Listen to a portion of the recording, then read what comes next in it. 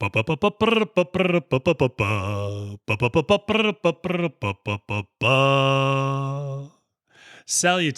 and welcome, horse racing fans. I'm your host, Matthew DeSantis, and this is the Win Place Show, a podcast devoted to all aspects of horse racing and handicapping that is proudly part of the Amalfi Media Network. Now, today we're going to preview a big Saturday at Gulfstream Park that features not one, not two, not three, but that's right, 4 graded stakes races. The Grade 3 Suwannee River, Sugar, Swirl, and Harlan's Holday Stakes, as well as the Grade 2 Fort Lauderdale Stakes. Now, before we break all down for those 4 races, just a quick reminder to follow, download, rate, review, and share the Win Place Show on the podcast platform of your choice, and subscribe to the Win Place Show on our YouTube channel, which you can find linked in the episode notes if you're listening on the podcast. And if you're watching on YouTube, just take a second, go up, click that subscribe button at the top of the screen. Aside from today's preview, remember to visit amalfimedia.com to get my win, my place, and my show selections for the entire Saturday card at Gulfstream Park, where I should mention Stable Duel is having some big money contests and some small money contests on Saturday. So using my win, place, show selections for the entire card, those will always include those Stable Duel prices. It's a great way to get a start for those games. So like I said, head over to amalfimedia.com if you're interested in trying that out this weekend. And then remember, we're going to come back Monday with a race recap and Wednesday with weekly racing news before our Friday previews. So we have our Monday, Wednesday, Fridays all planned out. Now, finally, make sure to interact with us on Twitter at the handle @FailToMenace or on YouTube, and let me know how you think the races are going to break down this weekend. And of course, remember to share with your fellow horse racing fanatics on social media. Okay, well, let's dive into the races at Gulfstream Park in Florida. And this is, like I said, a really fun card. There's 5 overall stakes races, 4 graded stakes races. We're just going to focus on the 4 graded stakes races for the video and pod preview. But like I said, obviously, go to amalfimedia.com, get my picks for all of those races, because there are a lot of great ones. And Gulfstream has been paying well, I think, this year so far this season. So we see a lot of long shots hitting the board. We see a lot of really valuable exactas and trifectas. So it's been a lot of fun, I think, to bet there. Frustrating for some people. I think the Tapeta is, it could hit or miss. What I would say is we are not handicapping any races on Tapeta for this particular 4-race sequence. But what I will tell you is I would fade early speed. That it looks to be kind of a death knell when you're looking at the synthetic surface at Gulfstream, that you really want to look for horses that are closers or stalkers at the very least. So early speed has not played out particularly well on that surface. So, but anyway, we don't have to worry about that because we are just doing the dirt and turf for these races. So let's actually dive into the first of the 4 graded stakes races, and that's the Suwannee River Stakes. And that is a Grade 3 race. And let's take a look at this field for the Suwannee River Stakes. And this is a 1-mile race on the turf course for 3-year-olds and up who are fillies and mares. This is a 12-horse field.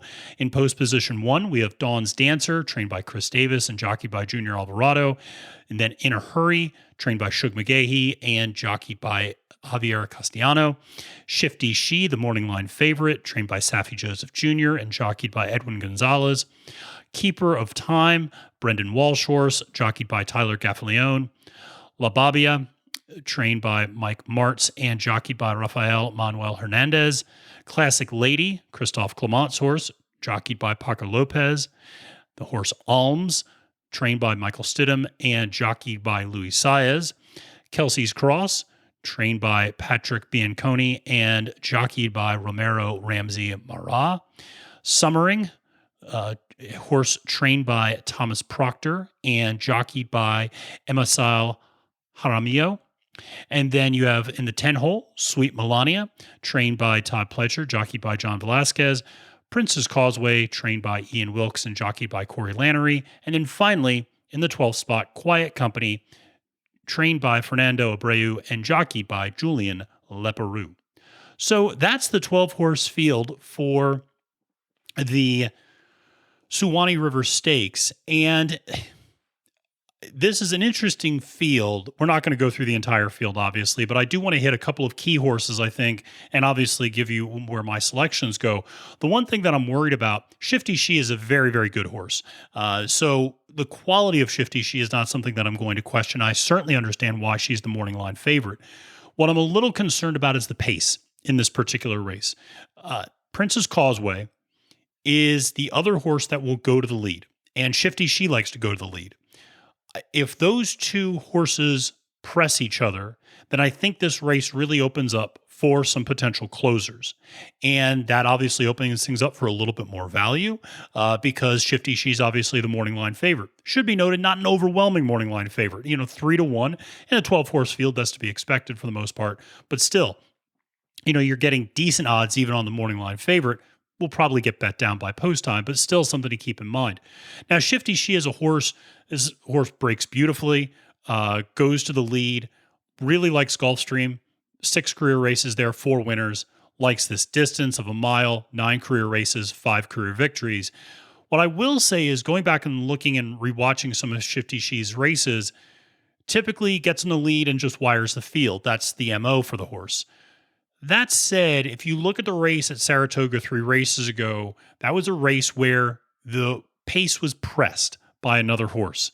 And that was also the race where she faded a little bit down the stretch. Now, it should be pointed out, she didn't collapse down the stretch. I mean, it wasn't just, giving up lengths and lengths. She just got passed by Regal Glory and Glen County was the other horse.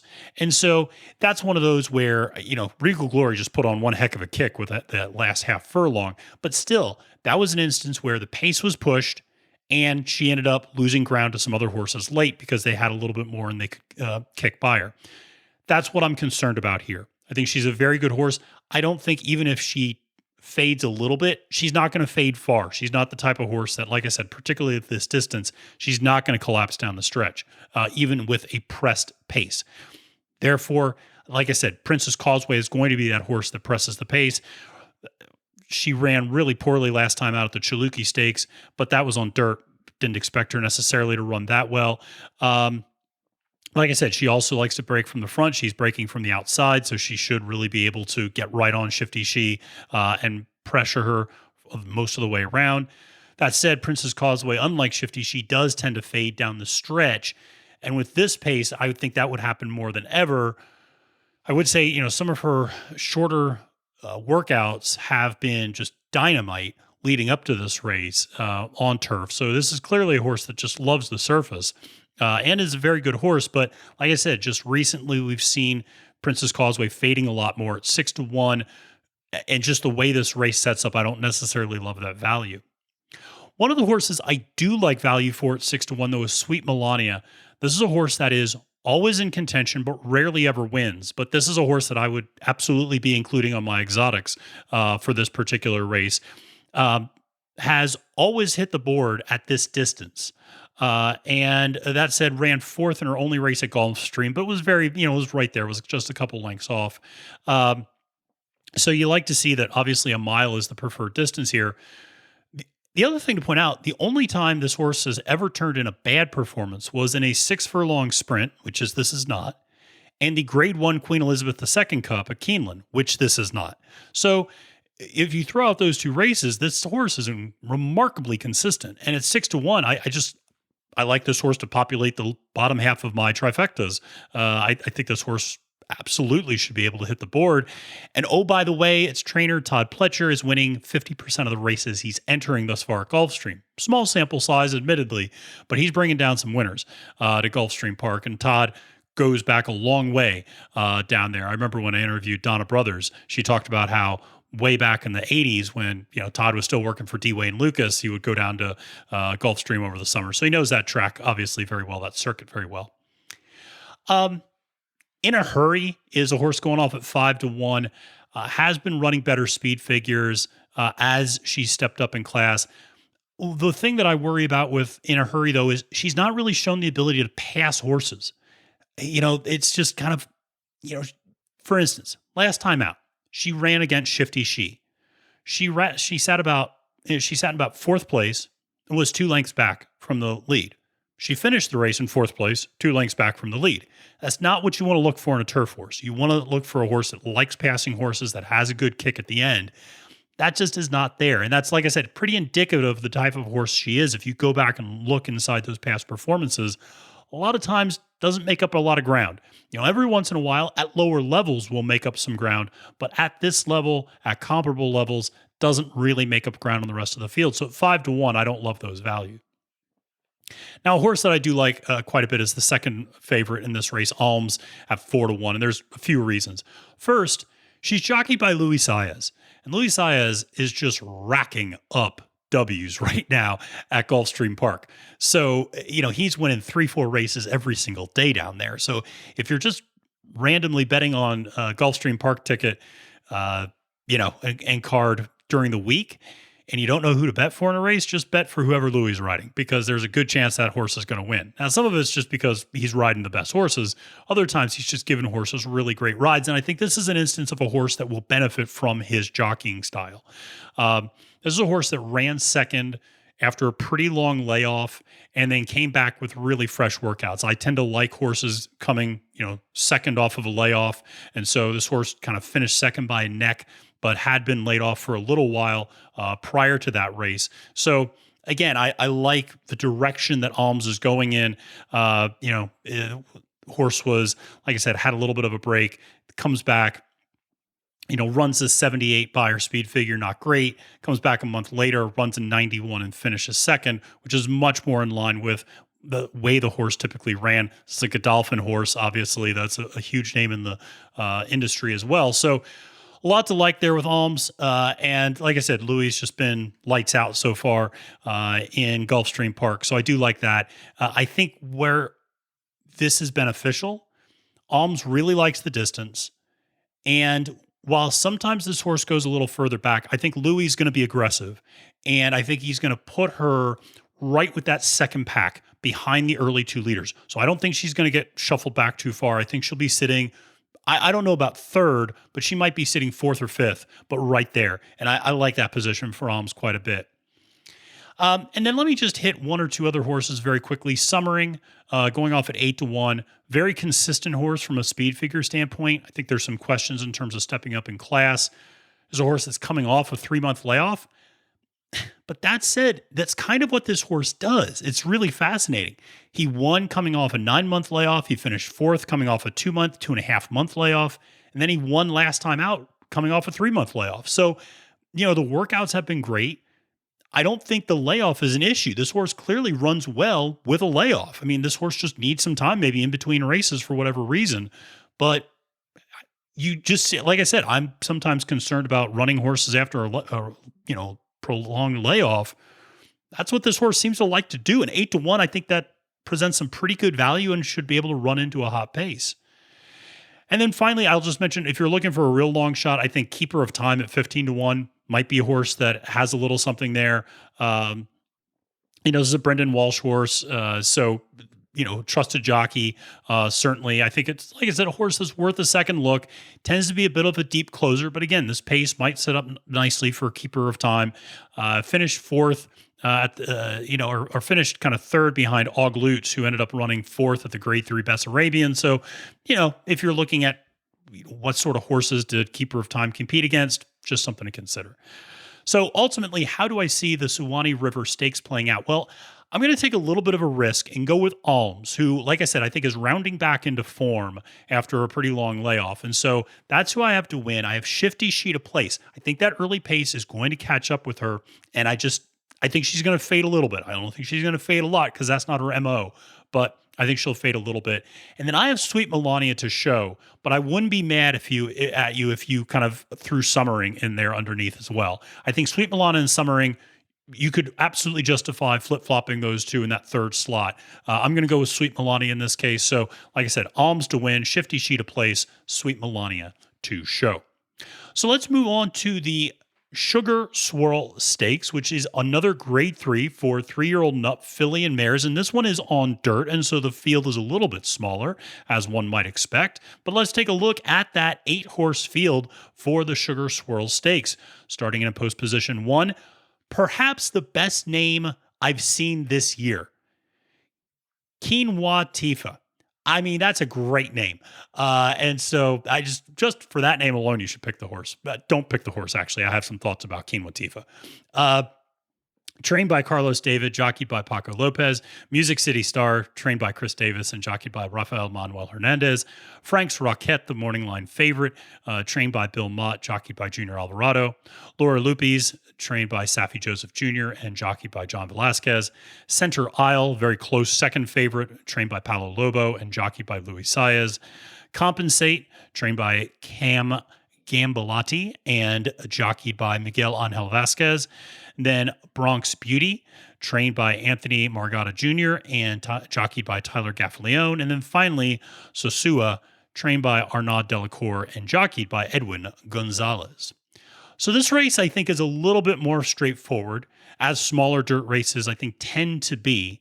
And the two overwhelming early favorites in Frank's Rocket and Center Isle certainly, I think, are worthy of those, kind of favorite status. There is a lot of speed in this race, though, and that'll be interesting to see how it all plays out. Let's start with the morning line favorite, Frank's Rocket. This is a horse that's very consistent, hitting the board 6 out of 7 times this year, so it's really hard to fade this particular horse. I like it a lot, or her a lot, I should say. So I think the big thing to mention with Frank's Rocket is this is a horse that has lost to some very talented horses in the past. And the speed figures the last 2 races, though, are concerning. So this is a horse, though, that has traditionally run against Bell's the One, Club Car, Estilo Talanoso, and Sconson. Those are big-name horses. Those are really good horses. And like I like to say a lot of times, none of those horses are in this race. So that plays well for Frank's Rocket. The concerning part is when you look at the Beyer speed figures, they're trending the wrong direction. Ran a pretty nice race at Colonial Downs back in August, and then ran in a grade 2 at Keeneland, finished 5th, and then ran in a non-graded stakes at Churchill and finished 3rd by about 4.5 lengths. And we went from a 91 to an 85 to an 82. And are we trending the wrong direction? It's only a 4-year-old horse, so I don't think it's as if this horse is kind of, best days are necessarily behind him, but, it is a concern. 9 for 11 hitting the board at this distance, should absolutely love this distance. Has won its only race ever at Gulfstream Park. So, again, a positive for Frank's Rocket. A lot to like there. I just am worried this horse is trending a little bit in the wrong direction. It's been 4 races since it won. And also, if you go back even further, 7 races this year, while I did say 6 times it's hit the board, only won 2 of those 7 races this year. So I think there are some legitimate questions there that you might have with Frank's Rocket. Now, Center Isle is coming back after an 11-month layoff, but that said, had a couple of prep races kind of leading up to this particular race, and I think, showed a lot of progression. Won both of those. One was about an $84,000 allowance. Another was a $62,000 optional claimer at Keeneland and Churchill Downs, respectively. And won with relative ease both times out. So, front-running efforts. And that's something to point out. Center Isle, prior to this long layoff, and had been trained by Chad Brown, I should be pointed out before this, now with Paulo Lobo, but had been more of a middle pack to closing type of style. Came back in October with really a brand new riding style of going straight to the lead. Now, I don't know if that's going to continue. I don't know if part of the reason Center Isle went to the lead was because she was just better than the competition and could do that, and maybe we'll revert back to running a little bit more of a stalking or closing position, against better competition. Has lost to Frank's Rocket twice before at graded stakes races, so that's something you got to look at. But again, this is a new running style for her. And sometimes you see that. So horses adopt a new running style and suddenly it's like they're a whole new horse. So I actually really like that with Center Isle. And like I said, she's trending in the right direction. Frank's Rocket may be trending a little bit in the wrong direction. So I am a little worried about that. So I think I see Center Isle as maybe a little bit more viable of a selection here. So let's quickly talk about a few of the other horses here. I'll just kind of talk about a couple.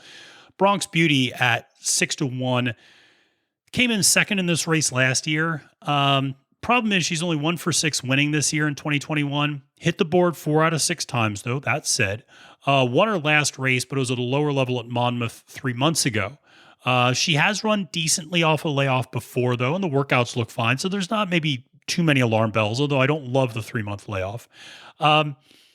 Here's what's interesting, though, is I think Bronx Beauty is an instance of maybe a horse that's declining. This is a 6-year-old horse. And what's interesting is this horse only has 5 career second place finishes in 31 career races. Interestingly, those 5 career second place finishes all came in the last 12 races. This is the horse that's starting to come in third and fourth a lot more than it's coming in first. A horse with 11 career victories, only 2 in the last 12, though.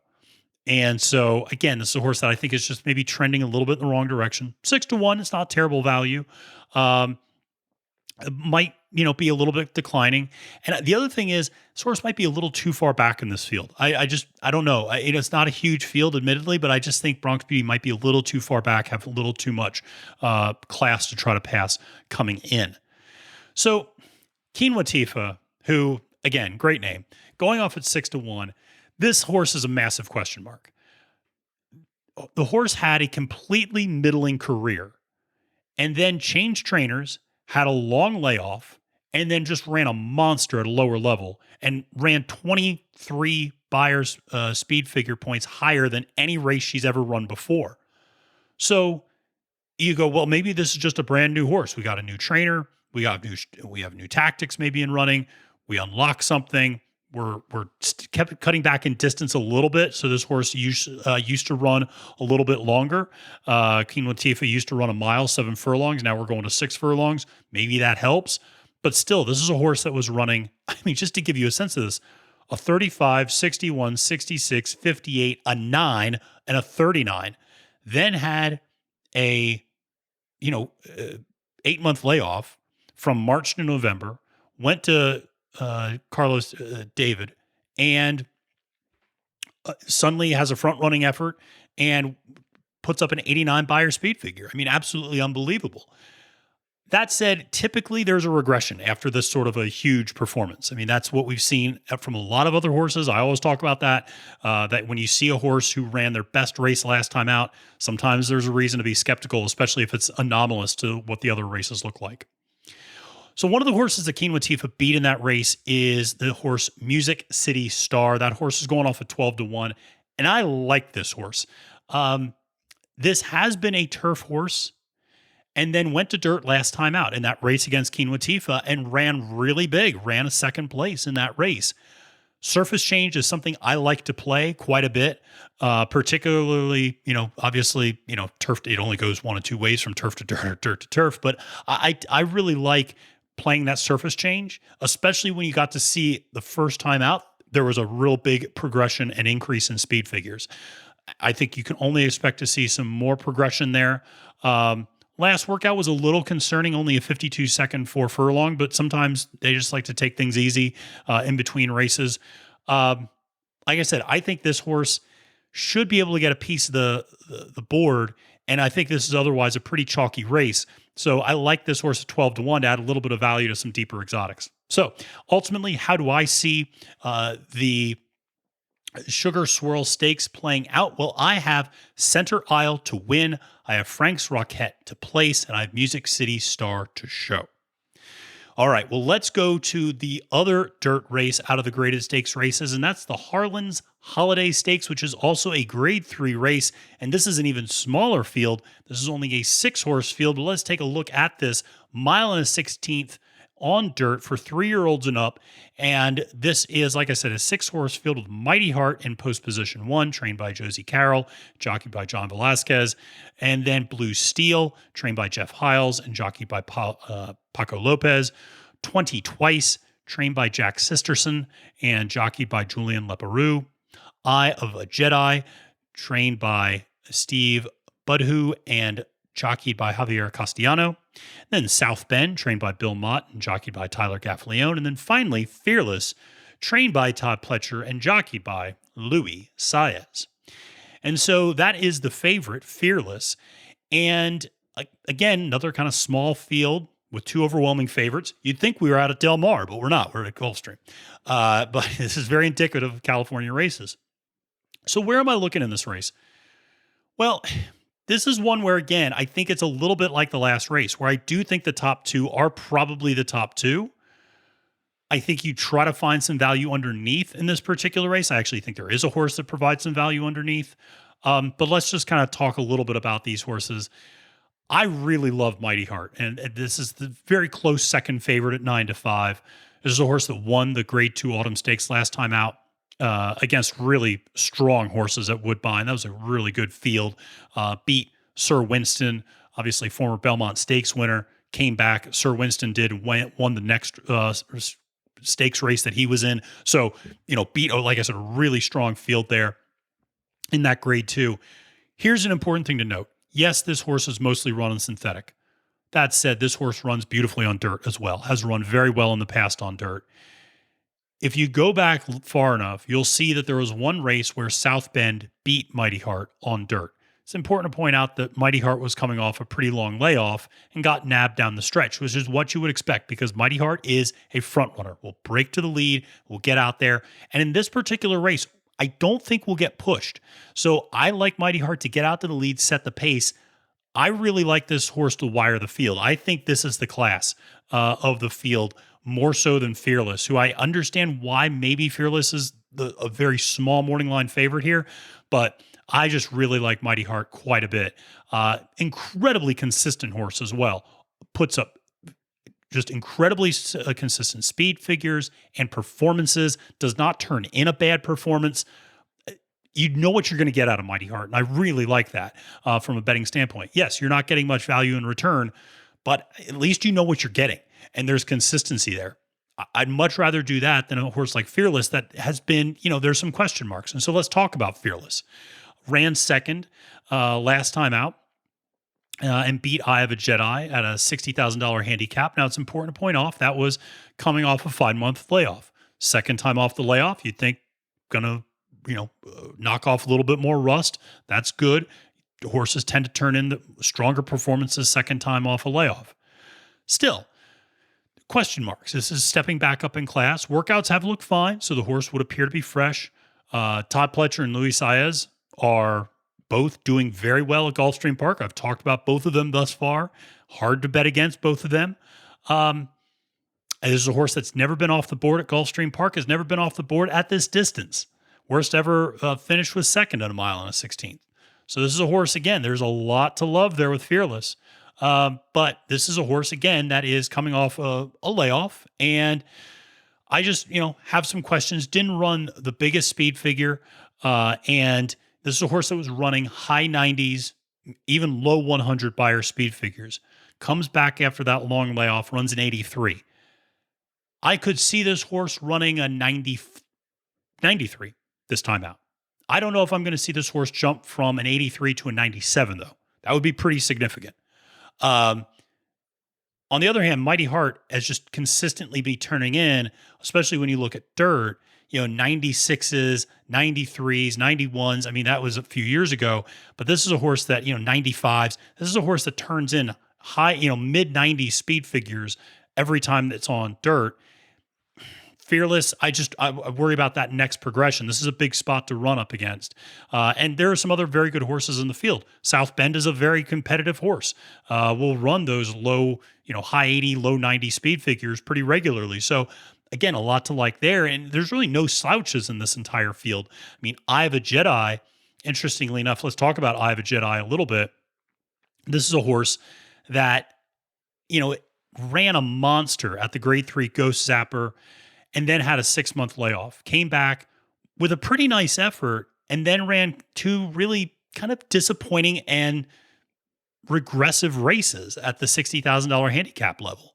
So I'm just worried. This is a horse that came back looking pretty fresh and then ran slow and ran slower the last two times out. So I just think Eye of a Jedi is kind of heading in the wrong direction. And while the horse provides a little bit of value at 8-1, I just don't love it. Now, South Bend is another horse at 4-1 I talked about. Very consistent speed, doesn't overwhelm you. And when it steps up to this level of competition, here's the thing I'm always worried about with South Bend. 2 wins in the last 17 starts. That's not great. 6 times hitting the board in the last 17 starts. I don't love that. Yes, he's run a strong schedule, no doubt. But this year in particular, he's mostly been running non-graded stakes races. It's not as if this was 2 years ago when he was running, making a run at the Triple Crown or, running the Kentucky Derby and things like that. So, like I said, this horse breaks really far back, will not get a particularly hot pace, doesn't make up ground against good competition. That's the thing to look at. When this horse runs against graded stakes competition, breaks to the back, doesn't make up ground. When he runs against lower level competition, breaks to the back and is able to make up ground. So that's where I'm kind of fading South Bend, particularly at 4-1. So just something to think about. So one of the long shots that I do like a little bit here is Blue Steel, not just because I like the movie Zoolander, but I think this is a pretty good horse. Significant cut below in terms of speed, but this is a horse that has been running nicely the last couple of times out. I do worry the last trip was 2 weeks ago. That said, this horse has run on relatively short rest before and run well. So, like I said, won a non-graded stakes race the last time out at a mile and a 16th. So showed it can do the distance and at at least a decent level of competition. Paco Lopez was on board for that trip. He's back on board for this trip. So that's good to see the Paco's staying there. And he's winning 23% of his mounts at Gulfstream. So you have to like that. Horse has been working out really well. At 10-1, why not? Take a shot there. Has hit the board 8 out of 10 times this year. So again, a lot to like there, I think, with Blue Steel as a horse that can give you some value underneath.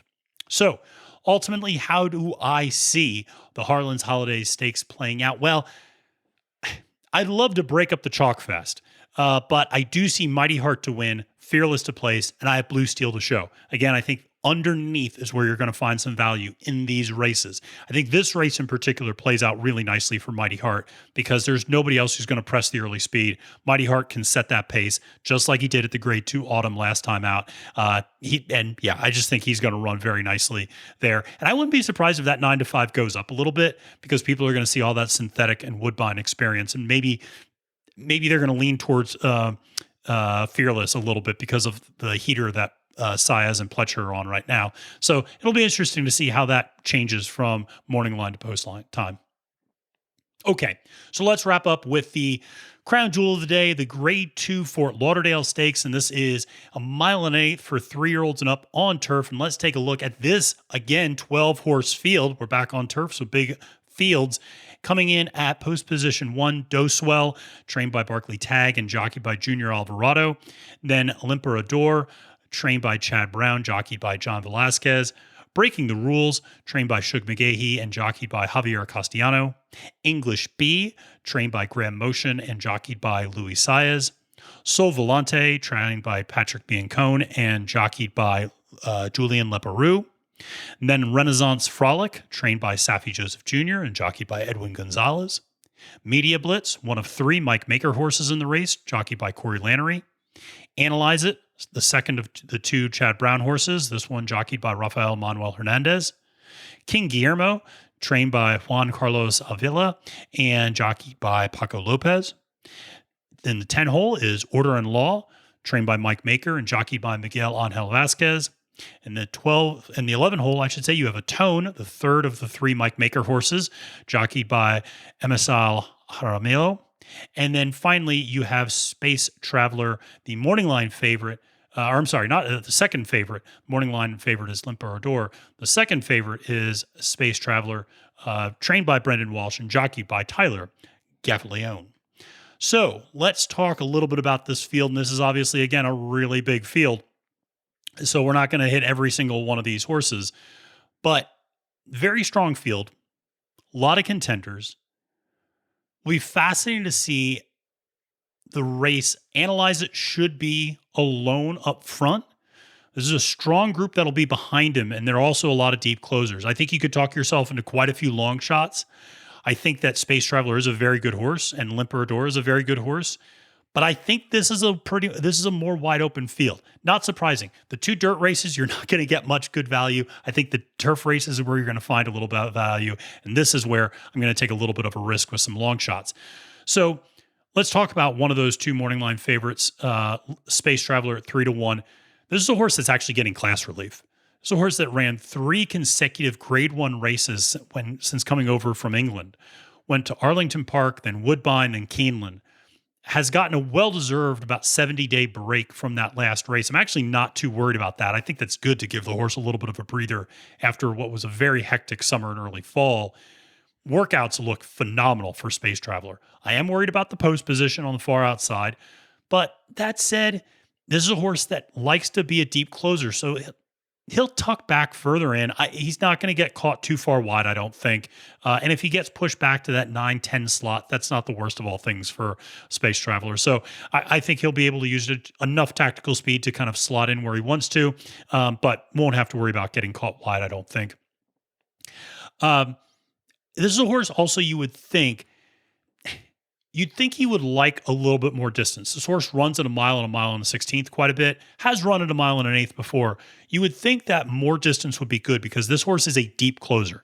So more distance with a little bit of a hotter pace would presumably play in nicely to Space Traveler's hands because he's got a little bit more time to track people down. That's been one of the issues at the Grade 1 level, has not been able to track people down yet. Obviously, like I said, a little bit of a cutback in class here, now running a Grade 2. Still a very strong field. The other, the morning line favorite, L'Imperador, is 5-2. This is a nice horse. Horse has very consistent speed figures, but his best finishes in graded stakes races this year are 7th, 3rd, and 7th. And those have all been in the last 5 races. So that doesn't look great. His wins in between have come at lower level races. Now we're stepping back up to a Grade 2. Should we expect something better? Now, is it a great idea to question Johnny Velasquez and Chad Brown on turf? Probably not. But I think there are legit questions there. I mean, it's not like he had a ham sandwich riding him before. He had Benny Franco. He had Jose Ortiz. He had a Javier Castellano in those other rides. Didn't get it done. So, did well behind a hot pace way back in August at a lower level. Should get that again here. So maybe that helps. But I still, for a horse that's 5-2, I have questions. I think this is a vulnerable morning line favorite, especially considering how deep this field is. So the horse that I mentioned already that will be on the lead is Analyze It.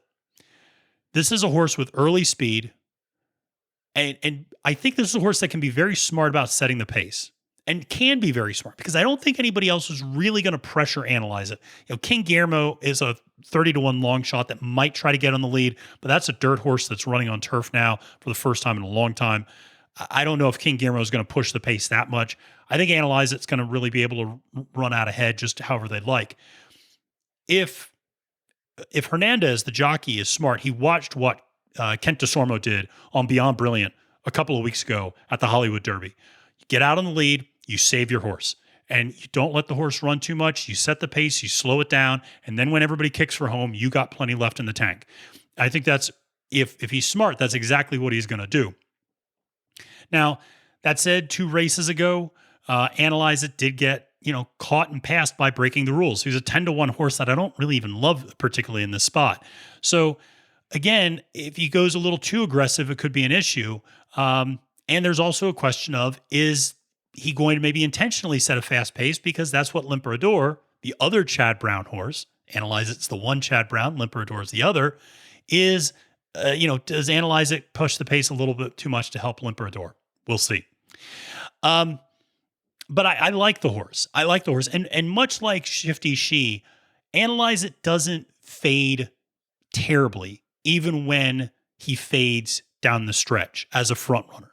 So this is a horse that even if it doesn't win, I don't think it just goes from being in the lead to finishing 8th. I don't see that happening necessarily with Analyze It.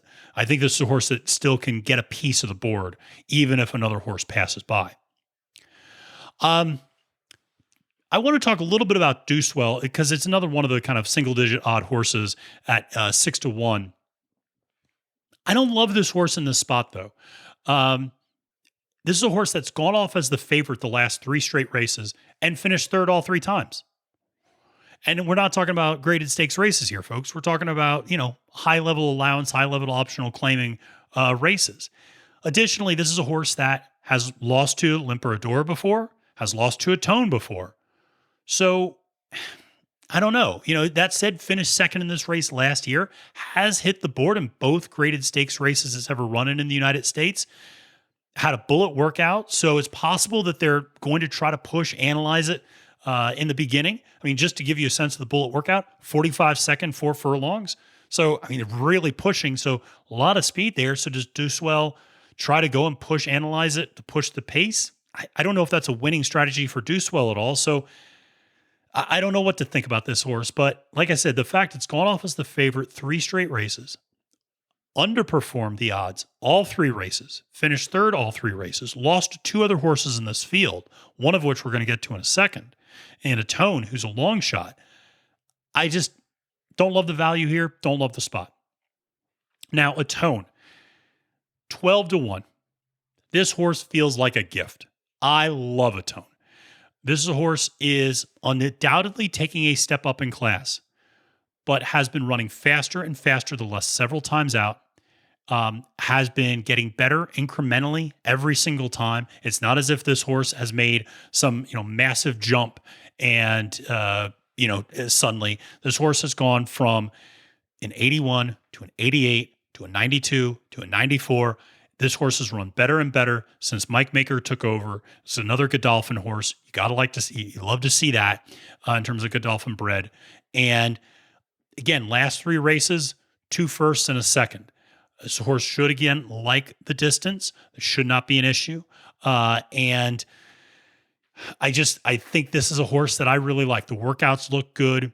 Everything kind of checks the boxes. Going a mile and an eighth. It should not be an issue. This is a horse. Well, it's fascinating. The horse doesn't have great turf pedigree, but it clearly is a good turf horse. I mean, this is a horse that, 7 races this year has hit the board 5 times.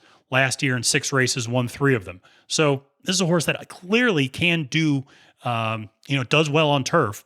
Has hit the board 7 out of 9 career races on turf. So there's a lot to like there, obviously. But the one thing about the horse, distance should not be an issue. That is also in the pedigree. So while the pedigree didn't turn out a great dirt horse, because you'd think that dirt would actually be better, looking at Into Mischief horse, Harlan's Holiday, and then AP Indy underneath, or a Dame of AP Indy underneath. That's a horse that, again, you just think they're more dirt pedigree. Not the case. It's a turf horse, but that's a horse that should love distance. So 1.1 miles stretching out for the first time. I don't think this is a huge issue.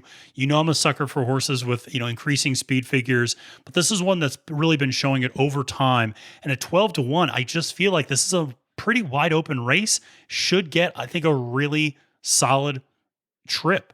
And I love this horse. So ultimately, how do I see the Fort Lauderdale Stakes playing out? Well, this is where I'm going to go shoot my shot a little bit, go for some value. I'm going to go with a long shot, a Tone to win. I'm going to go Space Traveler to place, and I'm going to go Analyze It underneath to show. So I think you can get a little bit of value here. And I certainly hope you do. I hope it certainly comes in for everybody. So that is it for today. I hope you enjoyed this preview of the stakes races at Gulfstream Park. And now remember, we have our win, place, show picks for the entire Saturday card at Gulfstream, which is a great starting plate for all those entries for Stable Duels contests. So head over to amalfimedia.com to get those. And then remember to come back to the podcast on Monday, as we'll have a full race recap, not just of the races at Gulfstream Park, but all the big races taking place across the country over the weekend. And then on Wednesday, we'll be back on the podcast for your weekly horse racing news. And then don't worry, just because the Christmas holidays are coming up, my job doesn't stop, folks. Maybe I'll have to wear a Santa hat for the next preview. We'll have to see. But I'll come back next week with another preview for the huge opening day at Santa Anita Park. That's going to be a big preview. I might even have a guest for that one, working on some things for that. So that should be a lot of fun. Finally, just a reminder to follow, download, rate, review, and share the Win Play Show on the podcast platform of your choice, and subscribe to the Win Play Show on YouTube, in addition to following me on Twitter at the handle @FailToMenace. And for all the great horse racing content you need to get you ready for the 2022 season, head over to amalfimedia.com.